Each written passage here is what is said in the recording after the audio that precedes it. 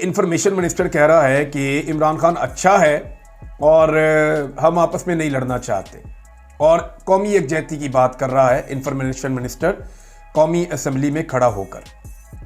अब ये अगर आप इसको सुने और इसको सुनने के बाद आप ये वाली तस्वीर और मनाजिर देखें, ये जो अब आपको नजर आ रहे हैं, इनको देखें तो फिर आपको क्या समझ आती है कि इस शख्स ने जो बात की है वो बात क्या है। वो बात है, यानी आपके दिमाग में जो वाहिद लफ्ज़ आएगा वो आएगा मुनाफकत का, कि ये मुनाफकत है, यानी अपने मुंह से कहना कुछ और करना कुछ और। भाई अगर कौमी यकजहती करनी है और इमरान खान अच्छा है और आप इस वक्त लड़ाई नहीं करना चाहते, मुल्क को इकट्ठा करना चाहते हैं, तो ये अडियाला के बाहर तमाशा क्यों लगाया हुआ है एस्टेब्लिशमेंट ने और आपने मिलकर? सिर्फ वजह यह है कि इमरान खान साहब की मुलाकात ना हो सके। देखिए, मैं एक चीज़ नोट कर रहा हूं कि अगर आप पाकिस्तान के खिलाफ है ना, या आप पाकिस्तान के दुश्मन हैं, तो आपके साथ कानून के मुताबिक सलूक होता है इस मुल्क में। यानी कुलभूषण यादव को ले लें, सरबजीत सिंह को ले लें, मनजीत सिंह को ले लें, या नरेंद्र मोदी को ले लें, या बाकी लोगों को आप ले लें, जो लोग भी पाकिस्तान के खिलाफ हैं या पाकिस्तान के साथ दुश्मनी करते हैं, उनके साथ कानून के मुताबिक सलूक होता है। जैसा कि कुलभूषण यादव है, कुलभूषण यादव की मुलाकात उनकी फैमिली के साथ बड़े अच्छे माहौल में, इन्वायरमेंट में करवाई जाती है, बड़े शानदार तरीके से पूरे प्रोटोकॉल्स हैं उसके, और उनके मुताबिक मामला देखा जाता है, क्योंकि वो पाकिस्तान का दुश्मन है। पाकिस्तान का दुश्मन होना पाकिस्तान में कोई बहुत बड़ी बात नहीं है। अगर आप एस्टेब्लिशमेंट के खिलाफ हो गए हैं, या एस्टेब्लिशमेंट आपकी दुश्मन बन गई है, या एस्टेब्लिशमेंट के मफादात के सामने आकर आप खड़े हो गए हैं, या आपको लगता है कि एस्टेब्लिशमेंट मुल्क के साथ ज्यादती कर रही है, तो फिर आपके साथ कानून के मुताबिक नहीं निपटा जाएगा। फिर जुल्म होगा, जबर होगा, फस्तायत होगी, ना कोई आइन को माना जाएगा, ना कानून को माना जाएगा, फिर आपके साथ इंसानियत सोच सलूक किया जाएगा। तो कितना बड़ा फर्क है। यानी पाकिस्तान के अंदर पाकिस्तान से दुश्मनी करना, इसकी कोई कीमत नहीं चुकानी पड़ती, लेकिन पाकिस्तान के अंदर जब आप एस्टेब्लिशमेंट के साथ मत्था लगा लेते हैं तो आपको उसकी कीमत चुकानी पड़ती है, क्योंकि पाकिस्तान की एस्टेब्लिशमेंट ये समझती है कि मुल्क से ज्यादा वो खुद इंपॉर्टेंट हैं। मुल्क के बारे में आप कुछ भी करें, कोई डंडा नहीं चलेगा। मुल्क को आप लूटें, करप्शन करें, बेईमानी करें, आपके एस्टेब्लिशमेंट के साथ ताल्लुकात ठीक होने चाहिए। आप जो मर्जी करें, आप मनी लॉन्ड्रिंग करें, आपके एस्टेब्लिशमेंट के साथ ताल्लुकात ठीक होने चाहिए। आप इंडिया का साथ दें, आपके एस्टेब्लिशमेंट के साथ ताल्लुकात ठीक होने चाहिए। आप नरेंद्र मोदी के खिलाफ एक लफ्ज ना बोले, लेकिन आपके एस्टेब्लिशमेंट के साथ ताल्लुकात ठीक होने चाहिए, तो मामला चलेगा।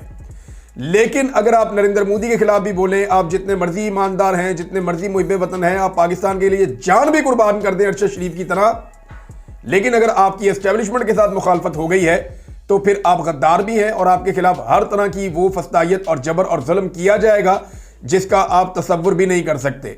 तो इसका मतलब सादा सादा ये है, जो मुझे समझ आया, कि पाकिस्तान में पाकिस्तान की एस्टेब्लिशमेंट के मफादात पाकिस्तान के मफादात के ऊपर रखे जाते हैं। पाकिस्तान से ज़्यादा मुकद्दम पाकिस्तान की एस्टेब्लिशमेंट को अपने ज़ाती मफादात और अपना वजूद है पाकिस्तान की, तो ऐसा लगता है, उन्हें लगता है। खैर, अब नाज़रीन, ये एक मुलाकात के लिए जब पहुंची अलीमा खान साहिबा और बाकी लोग, तो अलीमा खान साहिबा ने एक ट्वीट भी किया, वो भी मैं आपको पढ़ के सुना देता हूँ उर्दू में ट्रांसलेट करके। उन्होंने कहा, जी ये जो 7 हफ्ते गुजरे हैं कि इमरान खान साहब की उनकी फैमिली से मुलाकात नहीं करवाई गई, इसमें तुम्हें ये रियलाइज हो जाना चाहिए कि इमरान खान की फैमिली उसको डील करने से नहीं रोक रही, या अगर इमरान खान साहब अगर डील नहीं कर रहे तो ये इन्फ्लुएंस या दबाव उनकी फैमिली की तरफ से नहीं है कि डील ना करना। ये खुद इमरान खान का अपने प्रिंसिपल्स हैं, उसके अपने उसूल हैं, और वो हमेशा इनके ऊपर खड़ा रहेगा, और वो जेल से बाहर नहीं आएगा। वो खुद कहता है जब तक कि वो अपने सारे मामलात को क्लियर नहीं कर लेता। वो सिर्फ अल्लाह ताला से डरता और किसी से नहीं डरता, और कोई भी आइसोलेशन, उसको अकेला रखना, उसको कैद तन्हाई में डालना और कैद में जबर करना, उसको तोड़ नहीं सकेगा। आप उसको नहीं तोड़ सकेंगे, उसके अज़म को आप नहीं तोड़ सकेंगे। लिहाजा अपना वक्त ज़ाया मत करें। इमरान खान की फैमिली को इमरान खान से मिलना अलाउ करें, उसकी इजाज़त दें। अब ये बात की है अलीमा खान साहिबा ने एक ट्वीट करते हुए अंग्रेजी में। मैंने आपको बता दिया कि इमरान खान साहब की बहन का इस बारे में क्या सोचना है, लेकिन मेरे ख्याल में थोड़ा सा वो अभी भी अंडरस्टैंड नहीं कर रहे। वजह यह नहीं है कि इमरान खान को तोड़ना है फैमिली से ना मिलवा के, वजह कुछ और है। जो मुझे वजह समझ आ रही है वो ये है कि एस्टेब्लिशमेंट नहीं चाहती कि इमरान खान साहब का कोई मौके बाहर आए। वो इमरान खान को, उनके कद को नीचा करना चाहती है, उन्हें कमजोर करने के लिए उनके कद को नीचा करना चाहती है। अवाम की नज़रों से उन्हें ओझल रखना चाहती है, उनका कोई बयान बाहर ना आए, उनकी रेलिवेंस कम करना चाहती है। यानी मुझे तो बात वक़्त ऐसा लगता है कि एस्टेब्लिशमेंट ने ये जो जंग का माहौल बना है इसे आर्मी चीफ की प्रमोशन के एक मौके के तौर पे लिया है। ये जो इंडिया के साथ आपका पंगा पड़ गया ना, एक जंग वाला माहौल बन गया, ऐसा लगता है कि पाकिस्तान की एस्टेब्लिशमेंट ने इसे अपने आर्मी चीफ की प्रमोशन के लिए एक मौके के तौर पे लिया है। अगर ऐसा नहीं है तो इमरान खान साहब का एक स्टेटमेंट आप बाहर आने दें, आर्मी चीफ बहुत पीछे चले जाएंगे। इमरान खान एक ट्वीट करते हैं या उनका एक स्टेटमेंट बाहर आता है या वो अंदर से बैठ के जेल में कोई एक बात करते हैं, वो बात बाहर पहुंचते ही पाकिस्तान में सारे लोग इररेलेवेंट हो जाते हैं। यही एक वजह है क्योंकि आजकल आर्मी चीफ की प्रमोशन का काम बहुत तेजी से जारी है, क्योंकि 2025 के नवंबर में उन्होंने रिटायर हो जाना है अपनी सीट से। जो कानून के मुताबिक था वो तो उन्होंने रिटायर हो जाना था। अभी इन्होंने कोई कानून बदलवा लिया है, आर्मी चीफ की सीट की मुद्दत ही 5 साल कर दी है, तो उसूलन तो उन्होंने 2025 के नवंबर में रिटायर हो जाना था। लेकिन ऐसे माहौल में अब उनकी प्रमोशन की जा रही है, प्रोजेक्शन की जा रही है, और ये जो माहौल अभी बना हुआ है जंग वाला, इसको एक अपॉर्चुनिटी के तौर पे लिया जा रहा है।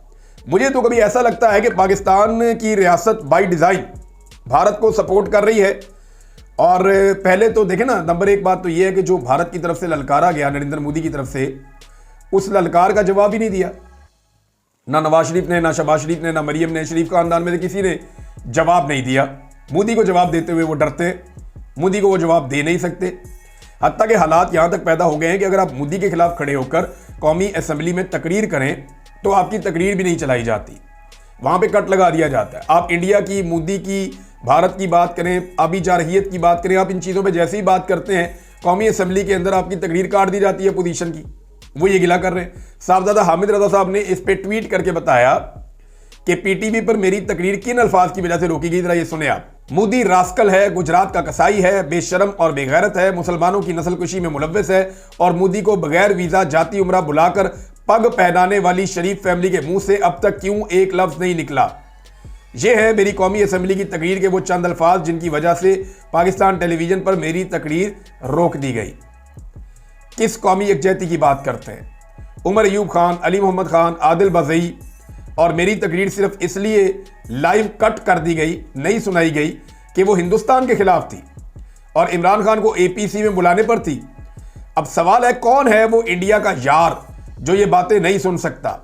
मोदी का जो यार है गद्दार है, गद्दार है। ये साहबजादा हामिद रजा साहब ने ट्वीट किया, बड़ा खुलकर उन्होंने बताया कि जनाब आप, ऐसा नहीं है कि आप नवाज शरीफ से कह रहे हैं कि वो मोदी के खिलाफ बात करें या आरएसएस की आइडियोलॉजी पे बात करें या भारतीय जारहियत के ऊपर उनकी ललकार का मुंह तोड़ जवाब दे। ऐसा नहीं है कि वो ना करें। ये अगर हम भी ये करते हैं तो हमारी आवाज़ भी दबा दी जाती है।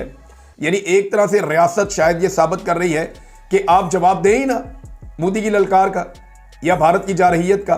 यानी मुझे ऐसा लगता है कि पाकिस्तान की रियासत बाई डिज़ाइन भारत को सपोर्ट कर रही है इन कामों में, कि जो लोग खुद तो आप जवाब देते नहीं है, जो जवाब देना चाह रहे हैं उनको आप देने नहीं दे रहे। अच्छा, साथ में पानी रोक दिया भारत ने, आपने कुछ नहीं किया। देखें, हमें यह बात माननी पड़ेगी, तस्लीम करनी पड़ेगी कि जनरल ज़ियाउल हक के दौर में, जनरल परवेज मुशर्रफ के दौर में, जनरल कियानी के दौर में, जनरल राहील शरीफ के दौर में और जनरल बाजवा के दौर में भारत ने स्ट्रक्चर्स बनाए हैं पाकिस्तानी पानियों के ऊपर, जिनमें बगलियार डैम भी है, सलाल डैम भी है, किशनगंगा डैम भी है, दीगर डैम में उनके ऊपर काम भी हो रहा है। अभी जनरल आसिफ मुनीर के दौर में भारत ने मकबूजा कश्मीर में 2 हाइड्रो पावर प्रोजेक्ट्स के ऊपर काम शुरू कर दिया है। और ये इन्फॉर्मेशन पाकिस्तान समेत दुनिया भर के अखबारात में और हर जगह पे ये इन्फॉर्मेशन छपी भी है कि सिंध ताज मुआहिदे को मुअत्तल करने के बाद भारत ने बाकायदा मकबूजा कश्मीर के अंदर 2 नए हाइड्रो पावर प्रोजेक्ट्स के ऊपर काम कर दिया, जिनकी फिजिबिलिटी इन्होंने पहले से बनाई हुई थी। तो अब जो शख्स जवाब दे सकता है, यानी पानी रोक दिया, आपने जवाब क्या दिया? कुछ भी नहीं दिया।